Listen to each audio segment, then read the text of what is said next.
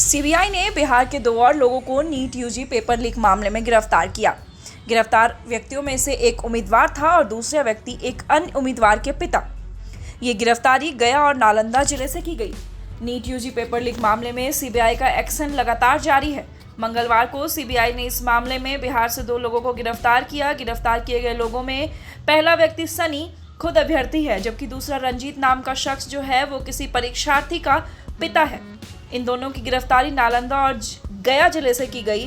Paper leak मामले में इन दोनों अभियुक्तों की गिरफ्तारी के साथ इस मामले में अब तक कुल 11 गिरफ्तारी हो चुकी है, जिसमें बिहार के 6 लोग, महाराष्ट्र के लातूर का एक और गुजरात के गोधरा का एक व्यक्ति, उत्तराखंड के देहरादून का एक व्यक्ति को अब तक गिरफ्तार किया गया है।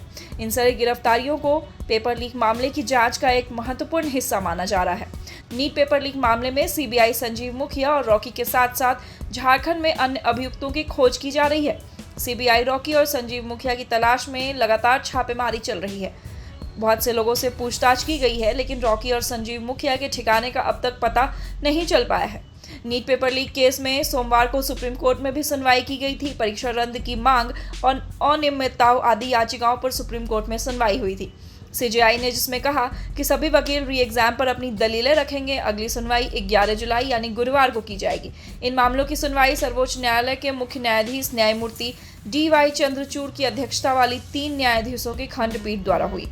2 अन्य न्यायाधीश न्यायमूर्ति JB पारदीवाला और न्यायमूर्ति मनोज मिश्रा रहे।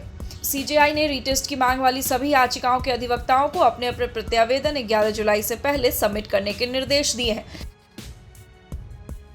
एनटीए द्वारा मेडिकल, डेंटल, आयुष और नर्सिंग स्नातक प्रवेश परीक्षा नीट यूजी 2024 के 5 मई को आयोजन और निर्धारित तिथि से 10 दिन पहले ही नतीजों के घोषणा के बाद यह परीक्षा विवादों में आ गई थी। नतीजों की घोषणा के बाद कई अनियमितताओं के आरोप के साथ इस परीक्षा को रद्द किए जाने, काउंसलिंग पर रोक लगाने और इसे दोबारा आयोजित किए जाने की मांग की अलग अलग याचिकाएं उच्चतम न्यायालय में दायर की गई थी। प्रभातखबर.com, विश्वास वही, रफ्तार नहीं।